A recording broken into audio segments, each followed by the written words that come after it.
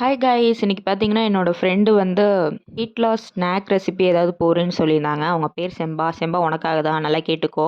அவங்களுக்கு மட்டும் இல்ல, எல்லாத்துக்குமே தான். யாரெல்லாம் வெயிட் லாஸ் டயட்ல இருக்கீங்களோ, அதில அவங்க எல்லாருமே இந்த கேக் ட்ரை பண்ணலாம். எப்படி பண்ணுறதுன்னு பார்க்கலாமா? அதுக்கு ஒரு ஜார்ல 2 கப் ஓட்ஸ் போட்டுக்கிட்டேன். அதுக்கப்புறம் ஒரு banana, baking powder 2 teaspoon cocoa powder, அப்புறம் 3 டீஸ்பூன் ப்ரவுன் சுகரும் போட்டுக்கிட்டேன். அப்போ தான் ஃபஜ்ஜியா வரும்.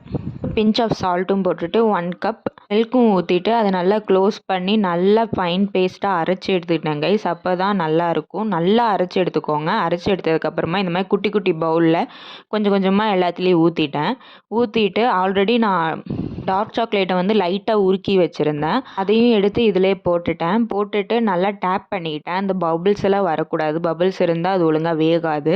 அதுக்கப்புறம் ஒரு ஸ்பூனை வச்சு லைட்டாக இலக்கிக்கோங்க. ரொம்ப உள்ளே விட்டு இலக்காமல் மேலாப்பில் அப்படி லைட்டாக இலக்கிக்கோங்க, அந்த பபுள்ஸ் எல்லாம் உடையணுங்கிறதுக்காக. அப்புறம் நான் குக்கர் வந்து ஆல்ரெடி 15 மினிட்ஸ் ப்ரீ ஹீட் பண்ணி வச்சுருந்தேன். 15 மினிட்ஸ் ஆனதுக்கப்புறமா இந்த ஒவ்வொன்றா எடுத்து உள்ளே அழகாக வச்சுட்டு பார்த்து கையெல்லாம் சுட்டுற போது எனக்கு ஆல்ரெடி லைட்டாக சுட்டுருச்சு. பயங்கரமாக எரிஞ்சுது.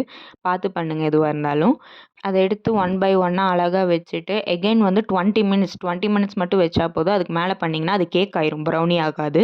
20 மினிட்ஸ்க்கு அப்புறம் எடுத்து பார்த்தா சூப்பராக இருந்துச்சு கைஸ். அப்படியே எடுக்கும்போது செம்ம ஃபுஜியாக அவ்வளோ டேஸ்ட்டாக இருந்துச்சு. Must try. எல்லோரும் ட்ரை பண்ணி பாருங்கள்.